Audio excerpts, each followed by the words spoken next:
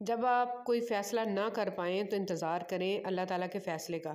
اللہ تعالیٰ کے فیصلے سے آپ کے سامنے سب واضح ہو جائے گا انشاءاللہ۔ الرحمن الرحیم گرہیں کھول دیں گے، مگر اس سارے عرصے میں آپ کو خاموش رہنا ہے، واویلا نہیں کرنا، اور یہی صبر ہے۔ خاموشی بھی تو صبر ہی ہے۔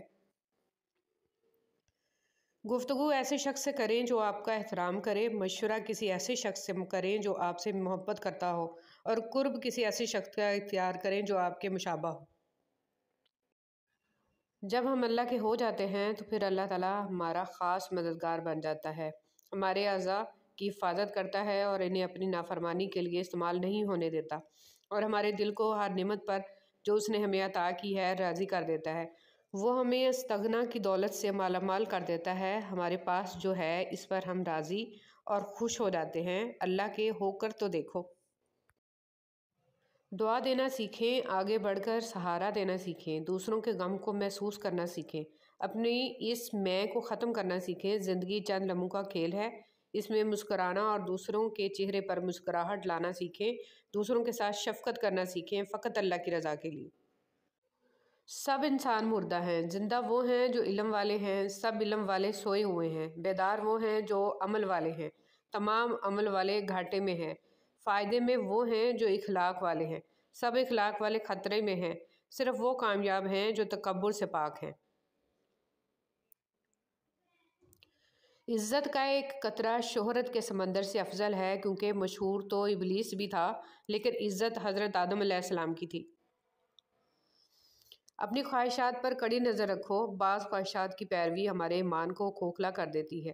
ہم کب اور کتنا اپنے رب سے دور ہو چکے ہیں، ہمیں اس کا ادراک نہیں ہوتا۔ آپ کی زندگی میں بعض لوگ نعمت ہوتے ہیں اور بعض لوگ نصیحت ہیں۔ آپ نعمت کی حفاظت کیجیے اور نصیحت سے سبق حاصل کیجیے۔ جان لو کہ اللہ ہی کے ذکر سے دلوں کو اطمینان نصیب ہوتا ہے۔ مولانا روم رحمۃ اللہ علیہ فرماتے ہیں، اولیاء کرام کی صحبت میں گزارے ہوئے لمحات 100 سالہ بے ریا عبادت سے بھی بڑھ کر ہیں۔ جو اللہ تعالیٰ کی قربت کی تمنا اور آرزو رکھتا ہے، اسے چاہیے کہ صالحین کی صحبت اختیار کرے۔ انسان کہنے کو تو کتابوں کی طرح ہوتے ہیں، اچھے برے اعلیٰ اور گھٹیا، مگر یہ کتابوں سے زیادہ مشکل ہوتے ہیں، کیونکہ اکثر ان کے مضامین وہ نہیں ہوتے جو یہ اپنے بارے میں بتاتے ہیں۔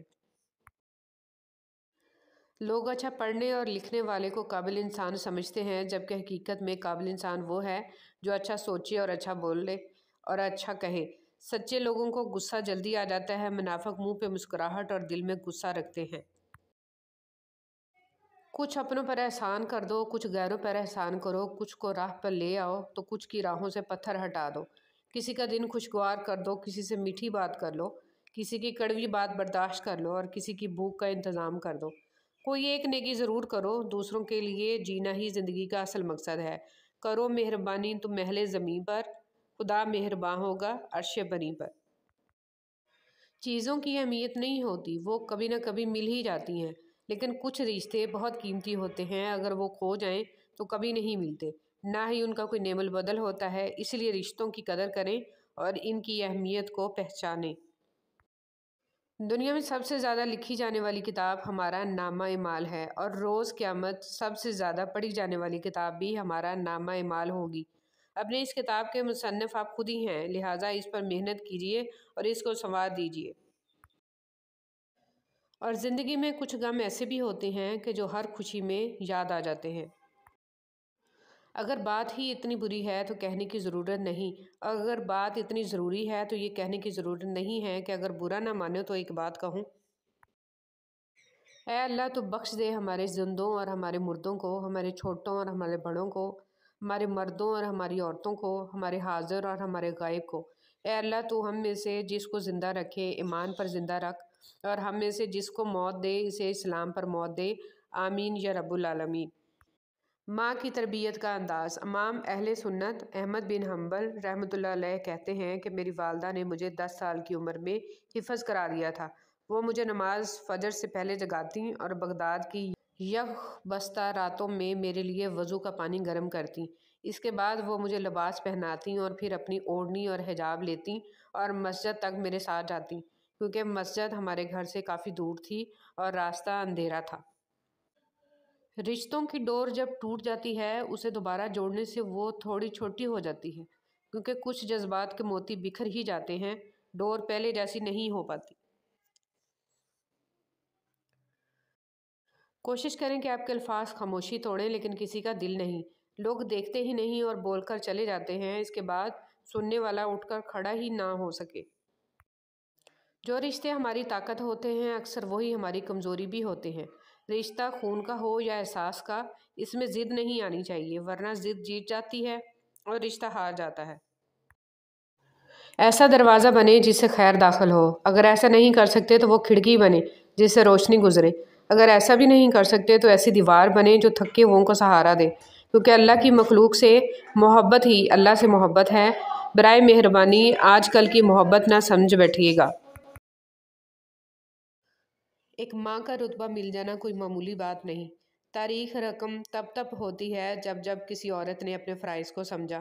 ایک بہترین عورت اپنے فرائض سے غافل نہیں ہوتی، کیونکہ اسے علم و شعور ہوتا ہے کہ اس کے بچے امت مسلمہ کا سرمایہ ہیں، جس کے لیے رب العزت نے اس کو ماں کے درجے کے لیے منتخب فرمایا۔